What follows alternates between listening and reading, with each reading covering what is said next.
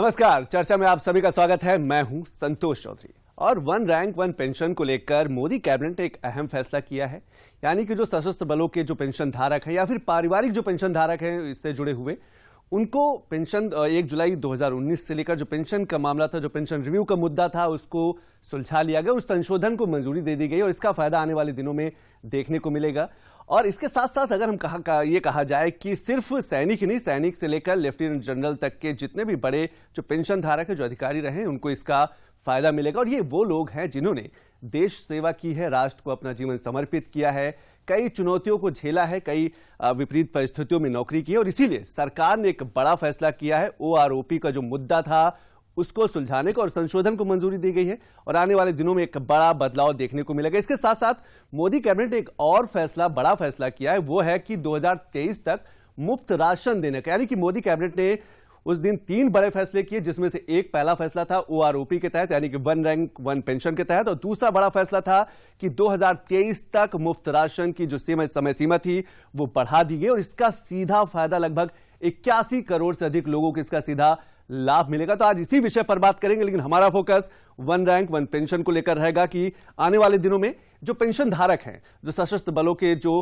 Pension धारक हैं या उनके जो परिवार के जो सदस्य हैं या जो शहीद हुए हैं, उनकी जो विधवाएं हैं, उनके जीवन में कितना बड़ा बदलाव आएगा, इस पर चर्चा करेंगे। सबसे पहले ग्राफिक्स के माध्यम से समझने की कोशिश करते हैं कि ओआरओपी का जो बदलाव है, जो फैसला है, किस तरीके से आगे बढ़ेगा और इसमें उन लोगों के जीवन में कितना बड़ा बदलाव आएगा। अगर हम वन रैंक वन पेंशन की बात करें, संशोधन को मंजूरी मिली और इसका सीधा फायदा जो पेंशन धारक हैं उनको मिलेगा, यानी कि उनके आर्थिक तरक्की की हम बात करें, चाहे हम पैसों की बात करें, उसमें कहीं ना कहीं बड़ा बदलाव देखने को मिलेगा। और मोदी कैबिनेट का एक अहम फैसला रहा है, न्यूनतम और अधिकतम पेंशन के औसत के आधार पर इसका निर्धारण किया जाएगा। जो पूरी प्रक्रिया होगी वो न्यूनतम और अधिकतम पेंशन के आधार पर निर्धारण किया जाएगा। अब एक और फैसला किया गया कि अब युद्ध में शहीद के विधवाओं एवं दिव्यांग को भी इसका सीधे तौर पर लाभ दिया जाएगा। ओआरओपी के तहत यह भी एक बड़ा फैसला किया गया है। 25 लाख से अधिक पेंशन धारकों को इस फैसले का लाभ मिलेगा, यानी कि देश भर में अगर हम पेंशन धारकों की बात करें तो इसमें 25 लाख से अधिक पेंशन धारकों को इसका सीधे तरीके से लाभ मिलेगा। नए कुछ पेंशन धारक भी जुड़े हैं, जिनकी संख्या लगभग 4.52 लाख से अधिक नए लाभार्थी भी इसमें शामिल हुए और ये कुल मिलाकर लगभग 25.13 लाख पेंशन धारक होते हैं। सरकार पर अतिरिक्त अगर हम बोझ की बात करें तो यह हर वर्ष का आंकड़ा है, 8,500 करोड़ रुपए का भार पड़ेगा। इसके साथ साथ सशस्त्र बलों में से रिटायर हुए समान रैंक वालों के पेंशन भी समान होगी। ये ओआरओपी के तहत एक बड़ा फैसला किया गया और आने वाले दिनों में बड़ा बदलाव भी देखने को मिलेगा। इस पेंशन को 1 जुलाई 2019 से संशोधित किया गया, यानी कि इसका लाभ 1 जुलाई 2019 से लेकर 2022 तक अब तक दिया जाएगा। अलग अलग रैंक के हिसाब से सशस्त्र बलों के पेंशन भोगियों या पारिवारिक पेंशन भोगियों को भी लाभ दिया जाएगा। इस फैसले का जो बदलाव है उनके जीवन में भी देखने को मिलेगा। इसके साथ साथ अधिक पेंशन पाने वालों की पेंशन को संरक्षित किया जाएगा और उसका जो संरक्षित पेंशन है वो जो शहीद हुए, जो जवान हुए, उनके विधवाओं को या फिर उनके परिवार के सदस्यों को दिया जाएगा। यह लाभ युद्ध में शहीद होने वाले सैन्य कर्मियों की विधवाओं को दिया जाएगा, यानी कि एक ये भी बड़ा प्रयास किया गया कि सबको आर्थिक जो राहत है वो पहुंच सके। यह लाभ दिव्यांग पेंशनरों सहित पारिवारिक पेंशनरों को भी दिया जाएगा। तो ये मोदी कैबिनेट के कुछ अहम फैसले रहे ओआरओपी को लेकर, जो एक बड़ा काफी दिनों से मुद्दा चल रहा था। 30 जून 2019 तक सेवानिवृत्त होने वाले सशस्त्र बल कर्मियों को इसका लाभ सीधे पहुंचेगा। और इसमें एक बड़ी बात यह भी कि 1 जुलाई 2014 से पहले सेवानिवृत्त होने वालों को इसमें शामिल नहीं किया गया, लेकिन इसकी समीक्षा करने का भी एक अधिकार दिया गया। हर 5 वर्ष में समीक्षा भी की जाएगी। 4.52 लाख से अधिक नए लाभार्थी भी शामिल हुए, जो नए पेंशन धारक है ये शामिल हुए और इनको भी सीधे तौर पर लाभ पहुंचेगा। समीक्षा की भी बात की जा रही है। 2019 जून 2022 तक बकाये रुपए की बात करें तो लगभग 23,638 करोड़ रुपए का भुगतान पेंशन के रूप में, लगभग जो 25 लाख पेंशन धारकों की बात की जा रही है वो इतना भुगतान किया जा चुका है। भविष्य में पेंशन हर 5 वर्ष में फिर से निर्धारित की जाएगी। सुझाव भी मांगे जाएंगे, जो कमियां होंगी वो सुधार किया जाएगा और इसीलिए 5 वर्ष में एक समीक्षा होगी, एक निर्धारण किया जाएगा। ओआरओपी के कार्यान्वयन में 8 वर्ष में प्रति वर्ष लगभग 7,123 करोड़ रुपए हर वर्ष ओआरओपी के कार्यान्वयन में खर्च होगी। अगर पिछले 8 वर्षों की बात करें तो 57,000 करोड़ रुपए अब तक खर्च किए जा चुके हैं वन रैंक वन पेंशन के तहत पेंशन धारकों को पेंशन देने में या अलग अलग तरीके की सुविधाओं को देने में। आज इसी विषय पर बात करेंगे। इस विषय पर बात करने के लिए हमारे साथ दो खास मेहमान हैं, उनका हम परिचय करा दें। हमारे साथ डॉक्टर अशोक कुमार जी हैं, रिटायर्ड मेजर जनरल है, भारतीय सेना से जुड़े रहे हैं, और इसके साथ साथ दूसरे खास मेहमान हैं विजय उपाध्याय जी हैं, वरिष्ठ पत्रकार है। आप दोनों मेहमानों का हमारे कार्यक्रम में स्वागत। और डॉक्टर अशोक कुमार जी, मैं आपसे शुरुआत करना चाहूंगा। सबसे पहली प्रतिक्रिया मैं आपकी लेना चाहूंगा। कैबिनेट का एक अहम फैसला आया है कि ओआरओपी यानी कि वन रैंक वन पेंशन को लेकर, कैसे देखते हैं आप? मूलतः वन रैंक वन पेंशन सभी सशस्त्र कर्मियों, उनके परिवारजनों और आश्रितों के लिए एक बहुत बड़ी योजना है। अगर देखें तो इंडिपेंडेंट भारत के इतिहास में डिफेंस फोर्सेस के वेलफेयर के लिए जितनी भी स्कीम चलाई गई हैं, उसमें इसको एक अग्रणी स्कीम के रूप में देखा जा सकता है जी। वैसे तो इस स्कीम की डिमांड 1970 के बाद से ही चालू हुई और तरह तरह के कमेटीज एंड डेलिब्रेशंस हुए, लेकिन मूलतः कई बार यह स्कीम होने से रह गई। उसके बाद में भगत सिंह कोश्यारी के नेतृत्व में एक कमेटी बनाई गई जिसने इस मुद्दे को डिटेल में देखा और उसमें बहुत इंपॉर्टेंट रिकमेंडेशंस दिए, जिसमें सेम रैंक को सेम पेंशन देना बशर्ते उनकी लेंथ ऑफ सर्विस सेम हो और ईयरली रिवीजन की बात कही थी। लेकिन फिर भी ये लागू नहीं किया जा सका था शुरू में, और 2014 में भिवानी में हुई चुनावी रैली में जो मौजूदा प्रधानमंत्री ने वहाँ पर सभा की थी, वहाँ पे उन्होंने वन रैंक वन पेंशन देने का आगाज किया था कि अगर उनकी सरकार बनी तो वो इसको लागू करेंगे जी। जैसे ही सरकार बनी तो उसके बाद इस पर काम होना शुरू हो गया, लेकिन इस योजना पर इतना बड़ा खर्च होना था जिसका अंदाजा शायद शुरू में सरकार को नहीं रहा होगा, और इसलिए उसके डिटेल्स वर्कआउट करने में काफ़ी समय लग गया जी। और फाइनली 2015 नवंबर में यह स्कीम अनाउंस हुई। हालांकि इसको लागू किया गया 1 जुलाई 2014 से ही, और केवल एक ही मेन फासला रह गया था कि हर वर्ष के रिवीजन की बजाय इसको एक बार में 5 साल में रिवीजन करने की बात कही गई, और 1 जुलाई 14 के बाद में यह रिवीजन 1 जुलाई 2019 को ड्यू था। लेकिन ढेर सारे ऐसे कारण थे, कुछ लोगों की एडवाइसेस थी, 7th पे कमीशन का आने का था, कंफ्यूजन्स थे, और जिसकी वजह से 1 जुलाई 2019 को ऑटोमेटिक रूप से यह रिवीजन नहीं लागू हुआ जी। कोर्ट में केस गया एंड सुप्रीम कोर्ट ने फाइनली डायरेक्शंस दिए कि 1 जुलाई 2019 से इसका रिवीजन लागू करना मैंडेटरी है। ठीक है। और अभी जो कैबिनेट का फैसला आया है वह इस रिवीजन को मान्यता देता है। इसके बावजूद अगर आप देखें कि 1 जुलाई 2019 से अब तक का जो एरियर का वैल्यू है तकरीबन 23,000 करोड़ खर्च होगा। इसके अलावा जो ईयरली रिवीजन उसमें भी 8,500 करोड़ खर्च होगा। इसके बावजूद सरकार ने हिम्मत दिखाई है और सभी सशस्त्र सेनाओं और उनके डिपेंडेंट्स के लिए जो ये रिवीजन एक्सेप्ट किया हुआ है एरियर के साथ, मेरे ख्याल से उनके जीवन में ये बहुत बड़ा विजय जी के पास इससे पहले मैं एक चीज और आपसे समझना चाहूँ, उनके जीवन में कितना बड़ा बदलाव आप देखते हैं इस फैसले के बाद? सरकार का एक बड़ा फैसला रहा और काफी दिनों से लंबित फैसला रहा है, कितना बड़ा बदलाव आएगा? मेरे ख्याल से ये एक बहुत बड़ा बदलाव होगा, खासकर इस समय में, क्योंकि अभी 2 साल पहले कोरोना में चाहे वेतनभोगी लोग रहे हों या वेतनभोगी लोग न रहे हों, पेंशनर रहे हों, सभी के आर्थिक स्थिति पे एक बहुत बड़ा असर पड़ा है। और ऐसे में अब जब यह एरियर उनको मिलेगा या इंक्रीज पेंशन मिलेगी तो उनके आर्थिक स्थिति में सुधार होगा और उनकी जो आशाएं और आकांक्षाएं, चाहे बच्चों के पढ़ाने की हो, ट्रीटमेंट की हो, वो सारी की सारी उनके सपनों को साकार करने में काफी बड़ी मदद मिलेगी। विजय जी, विजय जी, कितना बड़ा फैसला मानते हैं? क्योंकि ओआरओपी का जो मामला है बहुत दिनों से लंबित रहा है और सरकार ने एक बार फिर फैसला किया और इसमें कहा कि 2019 से अब ये लागू हो जाएगा। ये वो लोग हैं जो जिन्होंने देश सेवा की है, राष्ट्र को अपना जीवन समर्पित किया है। कितना बड़ा बदलाव उनके जीवन में आप देखते हैं? नहीं, निश्चित तौर पे जब आय की मात्रा बढ़ती है तो आर्थिक स्थितियां और ज़्यादा बेहतर होती हैं और लोग फैसले ज़्यादा आसानी से कर पाते हैं। शिक्षा है, सामाजिक जीवन है, परिवार की दूसरी ज़रूरतें हैं, वो सारी चीज़ें इसी से जुड़ती हैं। लेकिन आप ये भी देखिए, जैसा अभी मेजर साहब कह रहे थे कि एक लंबे अरसे से इस पर डिबेट चल रहा था, ढेर सारी कमेटियां बनी लेकिन फैसला नहीं हो पाया। फैसला लेने के लिए एक मजबूत सरकार की जरूरत थी और एक मजबूत सरकार जब 2014 में आई उसके बाद उन्होंने फैसला ले लिया। अभी जो संशोधन आया है, ये बात ठीक है 2019 से लागू किया जाना था, लेकिन 19 के बाद आप देखिए कोरोना की जो स्थितियां थी और जो देश की अर्थव्यवस्था को बचाने के लिए केंद्र सरकार ने जिस तरीके से आर्थिक पैकेजेस दिए, चाहे एमएसएमई को दिए हों या फिर गरीबों के लिए उन्होंने फूड फॉर ऑल की स्कीम जो शुरू की, प्राइम मिनिस्टर फूड स्कीम, इस तरीके से बहुत सी ऐसी स्कीमें आई। फिर कोरोना के बचाव के लिए ढेर सारे पैसे खर्च करने पड़े सरकार को और सरकार का जो बजट घाटा है उसको भी बढ़ाना पड़ा उन्हें, वो 6% तक गया। तो ये जो इसके बावजूद सरकार ने एक अच्छा डिसीजन लिया है।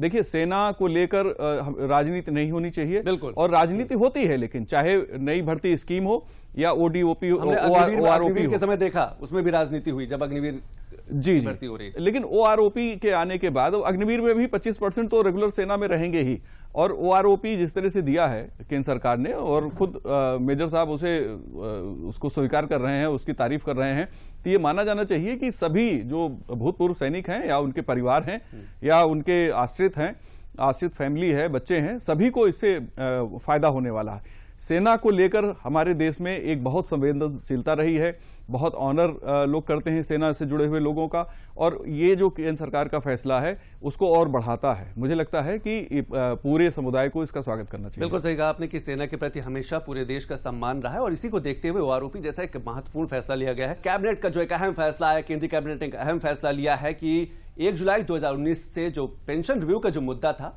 उसको सुलझा लिया गया, वो मंजूरी उसको दे दी गई। इसका फायदा सभी जो पेंशन धारक हैं, जो सशस्त्र बलों के जो पेंशन धारक या उनके परिवार के सदस्यों के जो पेंशन धारक है, उनको मिलेगा। डॉक्टर अशोक जी, जो शहीद हुए उनकी जो विधवाओं की बात करें या फिर उनके परिवार के सदस्यों की बात करें, इस फैसले का लाभ उनको भी मिलेगा? क्या आपको लगता है कि उनको भी बहुत ज्यादा जरूरत है, क्योंकि उन्होंने एक अपनों को खोया है, अपने सदस्य को खोया, अपने परिवार के सदस्य को खोया है, ऐसे में अगर उन्हें थोड़ी सी आर्थिक मदद मिल जाती है तो आगे का जो जीवन होगा वो आसान होगा?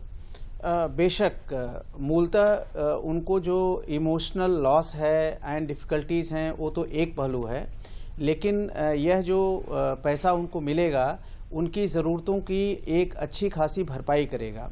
खासकर आप उस अप्रूवल में एक खास चीज़ का ध्यान दीजिए कि जहां तक आम पेंशनर्स का एरियर है, चूंकि अमाउंट ज़्यादा है तो उसको 4 हिस्सों में 6 मंथली इंस्टॉलमेंट में दिया जा रहा है। लेकिन जो विधवाएं हैं और जो ऐसा सेगमेंट है जिनको इस पैसे की ज्यादा जरूरत है, उनको ये पैसा एक मुश्त अभी के अभी दिया जा रहा है। तो जाहिर है कि सरकार ने उन सेगमेंट्स की संवेदनशीलता का ध्यान रखा है जिनको इस ऐसे देखते हैं कि हम जब उनकी बात कर रहे होते हैं जिन्होंने अपने परिवार के सदस्य को खो दिया है, देश सेवा में शहीद हुआ है, ऐसे में जब इस पेंशन का जो फैसला है उनको मिलेगा, कितना बड़ा बदलाव देखते हैं? नहीं, जाहिर बात है कि एक सपोर्ट सिस्टम उनके पास है, और जो लॉसेज हैं वो तो हैं, उसको भरपाई कोई नहीं कर सकता, लेकिन जो उनकी बच्चों की ज़रूरतें हैं, परिवार चलाने की जो ज़रूरतें हैं, उसमें एक स्ट्रांग सपोर्ट मिल जाता है। 4,52,000 नए इसमें पेंशनर्स जुड़ रहे हैं, उनके परिवार को भी एक सपोर्ट होगा।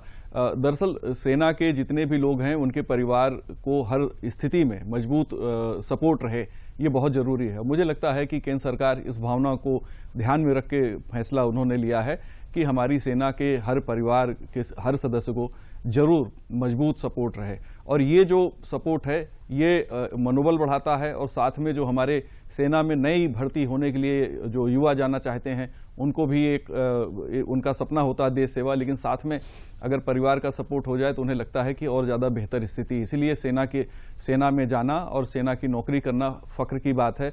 सेना की जरिए हम देश की रक्षा भी करते हैं, एक बहादुरी का जो काम है वो करने का मौका मिलता है। अगर उनका परिवार को सपोर्ट मिल जाए तो इससे बेहतर स्थिति और कुछ। और हमें लगता है सरकार का मकसद भी यही है कि हर परिस्थितियों में, हर स्थिति में सरकार सैनिकों के साथ या सैनिकों के जो परिवार हैं उनके साथ खड़ी रहे। हम एक ग्राफिक्स के माध्यम से एक चीज और समझने की कोशिश करते हैं कि इस फैसले का जो बदलाव है, चाहे हम सैनिक से लेकर रिटायर्ड जनरल तक की बात करें, मेजर जनरल तक की बात करें, कितना बदलाव आएगा उनके तनख्वाह में, उनके पैसों को लेकर, उनकी सैलरी को लेकर। हम ग्राफिक्स के माध्यम से एक बार समझने की कोशिश करते हैं। अगर हम बात करें नायक की तो पहले 18,427 थी, लेकिन अब 21,101 रुपए हो जाएगी। अगर हम हवलदार की बात करें तो पहले 20,427 रुपए मूल पेंशन थी, लेकिन अब वो 22,000 के आसपास हो जाएगी। अगर हम नायब सूबेदार की बात करें तो 24,232 और अब 26,800। अगर हम सब मेजर की बात करें, इसके साथ हम मेजर की बात करें तो 61,205 रुपए, लेकिन अब 68,550 रुपए। लेफ्टिनेंट कर्नल 84,230 रुपए और अब 95,400 रुपए। एक बड़ा बदलाव देखने को मिल रहा है। कर्नल रैंक की बात करें तो 92,855 रुपए और अब 1,03,700 रुपए। ब्रिगेडियर 96,555 और 1,08,808। मेजर जनरल की बात करें तो वहीं पर 99,621 और अब 1,09,100। लेफ्टिनेंट जनरल की बात करें तो 1,01,515 और अब 1,12,050। ये बड़ा बदलाव देखने को मिलेगा जब ये पूरी तरीके से लागू हो जाएगा, और लागू हो ही गया। आने वाले दिनों में थोड़ी सी जो कानूनी प्रक्रिया होगी उसको जब पार किया जाएगा तो बड़ा बदलाव आएगा। अशोक जी, कैसे देखते हैं? काफी अंतर देखने को मिल रहा है, काफी आर्थिक तरक्की होगी, जिससे हम चाहे शिक्षा के क्षेत्र में बात करें, उनके सामाजिक जीवन में बात करें, पारिवारिक जीवन में बात करें, काफी सुधार होने की संभावना है। अवश्य, क्योंकि अगर जो आपने टेबल दिखाया है उसको ध्यान से एनालाइज किया जाए तो अभी गवर्नमेंट ने एरियर के अमाउंट का भी टेबल इशू हाँ, अलग एक टेबल और है जी। हाँ, जिससे हर व्यक्ति को पता लग सकता है कि अप्रॉक्सीमेटली कितना अमाउंट उनको एरियर मिलेगा।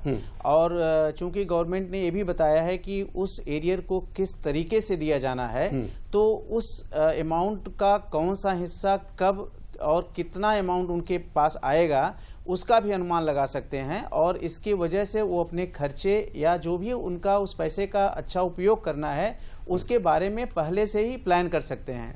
और जैसा मैंने पहले भी जिक्र किया और आपने हाईलाइट किया कि विधवाओं और उन सेगमेंट्स को जो डिप्राइव्ड सेगमेंट में दिव्यांग वगैरह हैं उनको पूरा एरियर भी एक मुश्त दिया जा रहा है, और उनके भी अमाउंट को टेबल से देखा जा सकता है, एरियर के टेबल से। और इसलिए सभी को अपने आर्थिक अमाउंट का सही इंफॉर्मेशन, टाइमली इंफॉर्मेशन मिलेगा और उसके बेहतर उपयोग करने की स्थिति में होंगे, और भविष्य की प्लानिंग के लिए भी वो इसको इस्तेमाल कर सकते हैं। अब जबकि जैसे कि अब कोविड की बीच बीच में ना अटकलें आती रहती हैं कि शायद फिर न वापस आ जाए, तो अगर कोई मन में किसी के कोई आशंका है तो उस फ्यूचर के लिए भी वो इसका कुछ हिस्सा बचा करके अपनी भविष्य की जरूरतों के लिए रख सकता है। विजय जी, किसी भी के दर्द को कम तो नहीं किया जा सकता, पर बांटा जरूर जा सकता है अगर किसी ने अपने को खोया है। ऐसे जब आर्थिक प्रोत्साहन मिलता है तो क्या उसके परिणाम सुखद होते हैं? आने वाले दिनों में एक बड़ा सहारा होता है। हाँ, और खासतौर पे एक क्रिटिकल कंडीशन में जब कोरोना के बाद उभरे हैं और कोविड के बाद उभरे हैं और फिर कोविड की आशंका लग रही है, सबसे ज्यादा तो एजुकेशन बच्चों की जो है उसमें सबसे ज्यादा इंपॉर्टेंट चीज होती है। दूसरा चिकित्सा है, इसके अलावा आवास की जरूरतें हैं, या फिर किसी ने अगर लोन लेके घर बनाया है तो उनको अपना ऋण पे करना है। इस तरीके से ढेर सारी चीजें हैं जो आर्थिक तंत्र से ही पूरी होती हैं। और जो सरकार ने फैसला किया है कि हम इनको 6 किस्तों में दे देंगे जनरल को, बाकी लोगों को और विधवाओं को और जो विकलांग हैं उनको हम एक मुश्त दे देंगे। तो जैसा मेजर जनरल साहब ने कहा कि वो अपनी आवश्यकताओं का पहले से एक विश्लेषण कर सकते हैं और उस हिसाब से उसकी प्लानिंग बना सकते हैं। तो ये एक अच्छा फैसला है और बहुत ही शानदार इसको इसलिए भी कहा जा सकता है कि सरकार को पता है कि जो हमारे सेना के लोग हैं या जो उनकी फैमिली के लोग हैं उनके लिए कितनी मानवीयता दिखाई जा सकती है और उनको कितना सपोर्ट किया जा सकता है। तो उस क्रम में ये बहुत ही महत्वपूर्ण है। बिल्कुल सही कहा कि मानवता के साथ साथ ये जरूरी है कि आर्थिक प्रोत्साहन भी दिया जाए, और इसी के तहत ओआरओपी जैसा एक बड़ा फैसला किया गया है। मोदी कैबिनेट ने एक बड़ा फैसला लिया है। हम बात कर रहे हैं मोदी कैबिनेट के जो अहम फैसले हैं, एक बड़ा फैसला यह था ओआरओपी यानी कि वन रैंक वन पेंशन के तहत। तो एक दूसरा बड़ा फैसला था मुफ्त राशन का। डॉक्टर अशोक जी, 5 साल में निर्धारण किया जाएगा पेंशन का, जो पहले 1 साल हुआ करता था। क्या आपको लगता है इसमें भी जब 5 साल में निर्धारण होगा, कुछ सुझाव लिए जाएंगे, कुछ समस्याएं होंगी, वो भी दिक्कतें धीरे धीरे दूर होंगी? हाँ, जैसा मैंने शुरू में जिक्र किया था, जो रिटायर्ड कम्युनिटी है उसकी सबसे बड़ी पीड़ा यही रही है कि जो वन रैंक वन पेंशन का मूल कॉन्सेप्ट है जिसमें 1 साल में रिवीजन होना चाहिए, वो गवर्नमेंट ने नहीं दिया। लेकिन मैं विश्वास करता हूँ उस थ्योरी में जिसमें ग्लास को हाफ एम्प्टी की बजाय हाफ फुल देखना चाहिए, और जो भी सरकार के सामने दिक्कतें हैं या चैलेंजेस हैं उसको मान करके अगर उन्होंने 5 साल का रिवीजन भी एक्सेप्ट किया है तो एटलीस्ट ये काफ़ी आगे बढ़े हैं और फ्यूचर में इसमें फर्दर इम्प्रूवमेंट किया जा सकता है। एक बहुत बड़ी ज़रूरत है कि नेगेटिव क्रिटिसिज्म करने की बजाय कंस्ट्रक्टिव सुधार की तरफ देखा जाए, कंस्ट्रक्टिव सजेशंस दिए जाएं जिससे गवर्नमेंट को हेल्प मिले कि कैसे इस स्कीम को बेहतर किया जा सकता है और खासकर उन सेगमेंट्स के लिए जिनको इनकी ज्यादा आवश्यकता है। हमें लगता है इसीलिए 5 साल का समय दिया गया है, यानी कि जो भी सुझाव लिए जाए उनको उनका इम्प्लीमेंट तो अभी ये 1 जुलाई 2024 में अगला रिवीजन ड्यू है और उम्मीद है तब तक नॉर्मल रिवीजन के अलावा गवर्नमेंट इसमें और भी सुधार लाएगी और इसलिए वेटरन कम्युनिटी को गवर्नमेंट के साथ में एक पॉजिटिव इंटरेक्शन के माहौल में रहना चाहिए ताकि उनके हितों की रक्षा हो सके। बिल्कुल, हितों की रक्षा हो सके और यही सरकार का मकसद है। इतना बड़ा फैसला लेके आई है। एक और बड़ा फैसला कैबिनेट के तहत लिया गया तो वो था मुफ्त राशन का। ग्राफिक्स के माध्यम से समझने की कोशिश करते हैं कि उसका इम्पैक्ट, उसका प्रभाव देश भर में कितना पड़ेगा और 81 करोड़ सीधे तौर पर लोग इसका लाभ उठाएंगे। ग्राफिक्स के माध्यम से समझने की कोशिश करते हैं। कैबिनेट ने 1 साल के लिए मुफ्त राशन योजना को बढ़ा दिया और लगभग इसका सीधे तौर पर फायदा जो है 81 करोड़ लोगों तक पहुंचेगा जिनको मुफ्त राशन दिया जाएगा। और कोविड जैसी जब आपदा की बात करते हैं तो ऐसे में यह फैसला और भी अहम हो जाता है। 31 दिसंबर 2023 तक मुफ्त अनाज दिया जाएगा, मिलता रहेगा और इसकी शुरुआत भी कोविड के दरमियान ही हुई थी और इसका लाभ भी मिला। राशन के लिए गरीबों को 1 रुपया भी अब देना नहीं होगा, पूरी तरीके से ये निःशुल्क होगा, जिसमें चावल है या गेहूं है या फिर अब इस बार मोटा अनाज भी शामिल किया गया क्योंकि 2023 का जो वर्ष है वो मोटा अनाज वर्ष के रूप में मनाया जा रहा है। राष्ट्रीय खाद्य सुरक्षा के तहत गरीबों को मुफ्त अनाज उपलब्ध किया जाएगा। इस योजना के माध्यम से 81 करोड़ से अधिक लोगों को राहत पहुंचाने का प्रयास किया जाएगा। देश भर के 81.35 करोड़ लोगों को मुफ्त अनाज मिलेगा इस योजना के तहत। और कोविड की बात करते हैं, कोरोना की बात करते हैं तो ये बेहद अहम हो जाता है जब हम जानते हैं कि कोविड ने कई रोजगारों को, कई उद्योगों को ठप कर दिया था। ऐसे में इस योजना ने लोगों को बेहद राहत पहुंचाई है और 81 करोड़ लोगों को 35 किलो अनाज मुफ्त मिलेगा, जिसमें हम गेहूं की बात करते हैं, चावल की बात करते हैं। और 2023 का जो वर्ष है वो मोटा अनाज वर्ष है, इसलिए इस बार मोटा अनाज को भी शामिल किया गया। और बाकी लोगों को 5 किलो अनाज सब्सिडाइज दरों पर पहले दिया जाता था, लेकिन अब ये पूरी तरीके से निःशुल्क है, जिसका एक बड़े स्तर पर इसका लाभ पहुंचेगा। मुफ्त अनाज का पूरा खर्च केंद्र सरकार अब उठाएगी और खाद्यान्न योजना के तहत लोगों को राहत पहुंचाने का प्रयास किया जा रहा है। और कोविड जैसी समस्या में तो ये बहुत बेहद महत्वपूर्ण हो जाती है और इस योजना पर सरकार हर साल लगभग 2 लाख करोड़ रुपए खर्च करेगी इस योजना को लोगों तक पहुंचाने में, लोगों को मुफ्त राशन देने में। खाद्यान्न में चावल, गेहूं और मोटा अनाज दिया जाएगा। और मोटा अनाज की बार बार हम बात इसलिए कर रहे हैं कि 2023 1 जनवरी जैसे ही लगेगा 2023 का वो वर्ष बेहद महत्वपूर्ण हो जाएगा जब मोटा अनाज जो अनाज वर्ष है वो मनाया जाएगा और किसानों को प्रोत्साहित किया जाएगा कि वो मोटे अनाज की तरफ बढ़े, लोगों को प्रोत्साहित किया जाएगा कि वो मोटे अनाज का सेवन करें। मोदी सरकार के फैसले से कोविड के दौर में लोगों को बड़ी राहत मिलेगी। तो ये बड़ा फैसला था मोदी कैबिनेट का। पहला फैसला हमने चर्चा की और वन रैंक वन पेंशन को लेकर, और दूसरा ये बड़ा फैसला था विजय जी, समय की बेहद कमी ही, लास्ट कमेंट, कितना बड़ा फैसला आप देखते हैं जब हम कोविड के दौर से गुजर रहे हैं या कोविड अभी चल रहा है?